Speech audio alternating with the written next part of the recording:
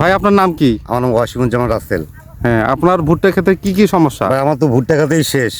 এখন দুনিয়ার মনে করেন পোকা ধরছে, ঠিক আছে, তারপরে হচ্ছে ছত্রা ধরছে, আবার এই যে দেখেন, আপনি দেখেন এই যে কি অবস্থা, একটা ডাটেল, ঠিক আছে, পচে যাচ্ছে, মরে যাচ্ছে গাছ, না আমি কি করবো এখন?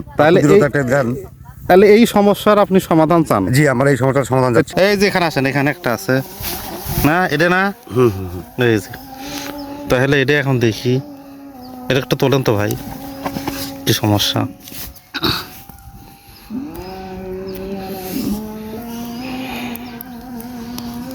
তাহলে এখানে যে মাথাটা ছিল, এই যে এটি, এই দেখেন ইয়া শিকড় থেকে পচা শুরু হয়েছে। শিকড় থেকে পচানো না?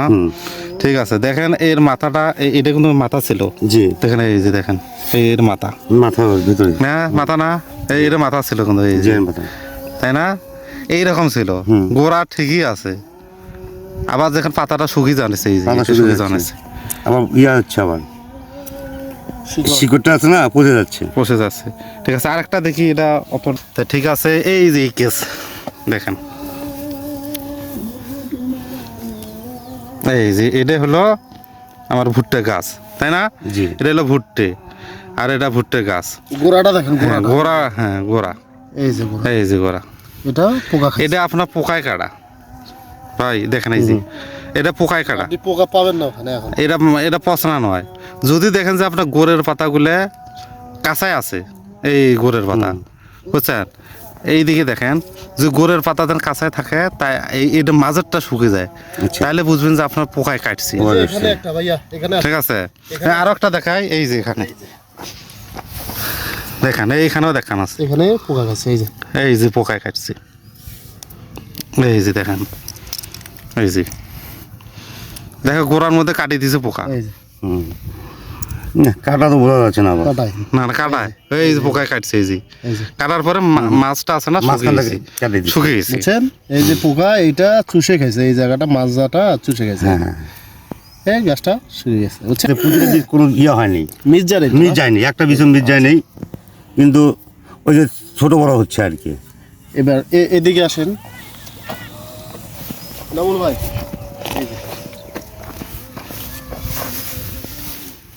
এটা একটু মানে শিকড়ের সমস্যা, দেখি এটা আর কি সমস্যা, এই যে গোড়ের পাতা, এটা দেখো পোকায় কাটে নাই, মূল শিকড়ের সমস্যা। এটার পার্থক্য কি দেখেই, যদি দেখেন যে মাঝের পাতাটা আছে না, এই মাঝের পাতা, এটা যদি আপনার সবুজ থাকে, তাইলে বুঝবেন যে পোকায় কাটে নাই, জি, ঠিক আছে। আর যদি গোড়ের পাতাগুলো পাখি জানিছে, তাহলে বুঝবেন যে এটা ছত্রাক বা পচনের সমস্যা। এই যে এটা দেখেন, এটা এটা এটা কি আছে জানেন?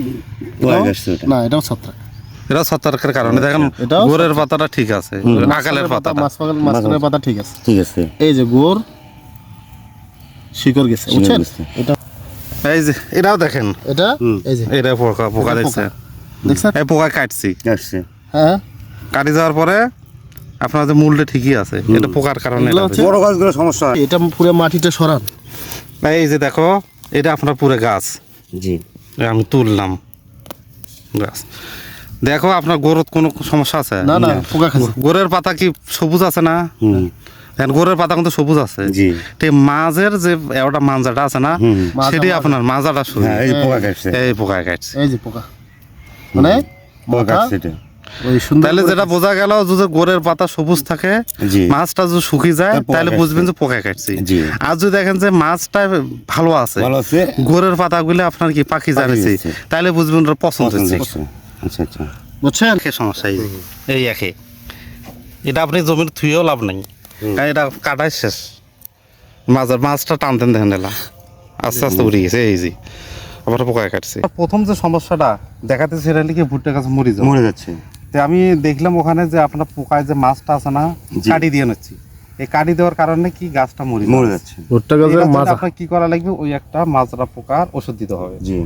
আর একটা সমস্যা দেখলাম আপনার, সেটা হলো কি, দেখি যে গোড়ের পাতাগুলো আপনার শুকিয়ে যাচ্ছে, ছত্রাকের কারণে বা পচনের কারণে গোড়ের পাতা শুকিয়ে যায়, তাহলে একটা আপনার ছত্রাকনাশক ওষুধ দিতে হবে, আর একটা পোকার স্প্রে করলে আপনার এই সমস্যাটা সমাধান হয়ে যাবে।